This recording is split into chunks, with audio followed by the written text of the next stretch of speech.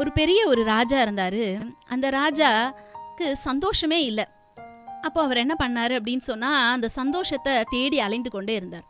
அவர் ஒவ்வொரு ஊரா மாறி மாறி போகும்போது, ஒரு நாள் ஒரு பெரிய காட்டின் வழியாக போகும்போது ஒரு இனிமையான பாடல் சத்தத்தை கேட்டார். அந்த பாடலை கேட்டபோது அவர் மனசுக்கு சந்தோஷமா இருந்துச்சு.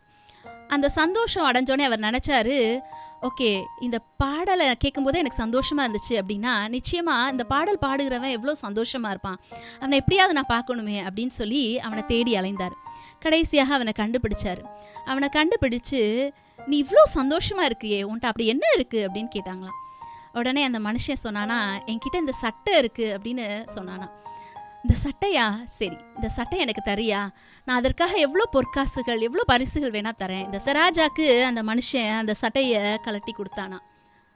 நிறைய பரிசுகள் எல்லாம் பெற்றுக்கொண்டு அந்த சட்டையை ராஜா வாங்கி போட்டதுக்கப்புறம் கொஞ்ச நேரம் போட்டுட்டு பார்த்தாராம், அவருக்கு எந்த சந்தோஷமே கிடைக்கலையா. உடனே ராஜா ரொம்ப மனசோர்வடைஞ்சிட்டார். இந்த கதையிலேருந்து நம்ம என்ன கற்றுக்குறோம் அப்படின்னு சொன்னால், விசுவாசம் என்பது நமக்குள்ள என்ன இருக்குதுன்றதை வச்சு இல்லை, எதுவுமே இல்லாமல் இருக்கும்போதும் நம் தேவனை முழுமையாக விருப்பத்தோடு சார்ந்து இருப்பதனால வர்றது.